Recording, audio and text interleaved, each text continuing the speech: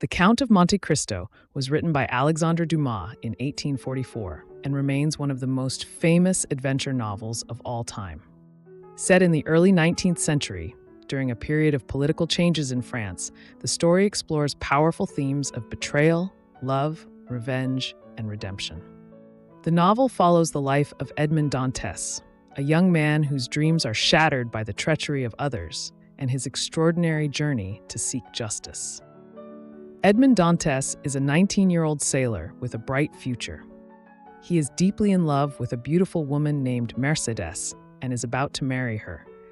His employer is also pleased with his work and plans to promote him to captain of the ship he works on. Life seems perfect for Edmond, who is honest, kind, and full of hope. However, his success and happiness stir jealousy in the hearts of those around him. Three men conspire to ruin him. Fernand, who secretly loves Mercedes and cannot bear to see her marry Edmond. Danglars, who envies Edmond's rise to captain. And Caderousse, a greedy and selfish neighbor who goes along with the plot out of laziness and spite. These men hatch a cruel plan. They write a letter accusing Edmond of being a Bonapartist, someone who supports Napoleon. At the time, France's political situation is unstable, and this accusation is serious. Unaware of the plot against him, Edmond is arrested during his engagement party. Villefort, a powerful prosecutor, takes charge of Edmond's case. At first, Villefort believes Edmond is innocent, but when he sees the letter mentions his father, who supports Napoleon, Villefort decides to protect his own reputation. To hide his connection, he destroys the letter and condemns Edmond to life in prison without trial. Edmond is taken to the Château d'If, a remote island prison known for its harsh conditions. He is devastated and confused, unable to understand why he has been betrayed and abandoned. Over time, his despair turns into anger. For years, Edmond suffers alone, growing bitter and desperate. He loses hope and begins to feel that his life is meaningless. Everything changes when Edmond meets Abbé Faria, an older prisoner who has been in the Château d'If for many years. Faria is wise, educated, and inventive. He becomes a mentor and father figure to Edmond. Faria teaches Edmond about many subjects, including languages, history, and philosophy, giving him the tools to think critically and plan for the future. He also helps Edmond piece together the truth about who betrayed him and why. For the first time, Edmond sees the faces of those responsible for his suffering: Fernand, Danglars, Caderousse, and Villefort. Faria also reveals another secret. He tells Edmond about a hidden treasure on the island of Monte Cristo, an unimaginable fortune waiting to be claimed. Before Faria can escape or help Edmond any further, he dies, leaving Edmond with his map to the treasure. Heartbroken but determined, Edmond makes a daring escape from prison.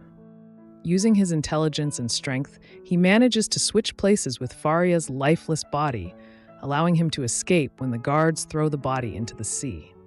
After 14 years in prison, Edmond is finally free. Once out, Edmond swims to freedom and is rescued by a smuggler's ship. He earns their trust and begins his search for the treasure. When he reaches the island of Monte Cristo, he discovers the treasure is real, and it is far greater than he ever imagined. Suddenly, Edmond is no longer a poor, wronged sailor. He is a wealthy and powerful man with the resources to do anything he wishes. Edmond creates a new identity for himself: the mysterious and glamorous Count of Monte Cristo.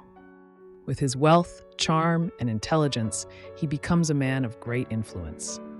But Edmond's heart is still consumed by the desire for revenge. He feels it is his mission to punish those who betrayed him and take back the life they stole from him.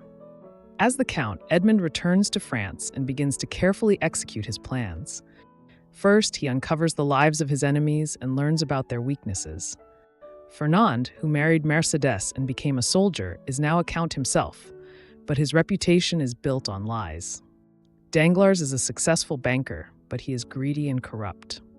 Villefort is a respected prosecutor, but his ambition has made him ruthless and unkind. Caderousse has become a bitter and miserable innkeeper, always looking for a way to cheat others. Edmond uses his wealth and cunning to infiltrate their lives and destroy them from within. One by one, Edmond's enemies fall. Fernand's dark past is exposed, and he loses his title, his wealth, and his family. Mercedes, who still loves Edmond in her heart, is heartbroken by the truth about her husband. She and her son, Albert, are left to rebuild their lives without Fernand. Danglars, blinded by his greed, is lured into financial ruin. Villefort's own sins come back to haunt him when his family is torn apart by tragedy. Even Caderousse, whose role in Edmond's betrayal was smaller, faces a grim end due to his own selfishness and dishonesty. As Edmond carries out his revenge, he begins to see the cost of his actions. He realizes that his quest for justice has caused suffering to innocent people, including Mercedes and Albert, who were not part of the betrayal. He also sees how his desire for revenge has consumed his own soul, leaving him cold and isolated. The love and kindness he once felt have been replaced by bitterness and anger. In the midst of his journey, Edmond finds an unexpected connection with a young woman named Haydée. She is the daughter of a royal family who was enslaved and suffered greatly before Edmond saved her. Haydée's gentle nature and deep gratitude touch Edmond's heart. Through her, he begins to understand that life is not just about revenge. It is also about forgiveness and hope. In the end, Edmond makes peace with his past. He forgives those who hurt him and lets go of his anger. He helps Mercedes and Albert start a new life, showing that he still cares for them deeply. He also rewards the friends who stayed loyal to him, such as the young sailor Maximilien Morel, who finds love and happiness because of Edmond's generosity. Finally, Edmond leaves his life as the Count of Monte Cristo behind. With Haydée by his side, he sails away to begin a new chapter, free from the pain and hatred that once controlled him. The Count of Monte Cristo is a powerful story about the choices people make and the consequences of those choices. It shows how betrayal and revenge can destroy lives, but also how forgiveness and love can heal even the deepest wounds. The novel is still loved today because it speaks to universal emotions and struggles, reminding us of the strength of the human spirit. With its unforgettable characters and dramatic twists, it remains one of the greatest tales ever told.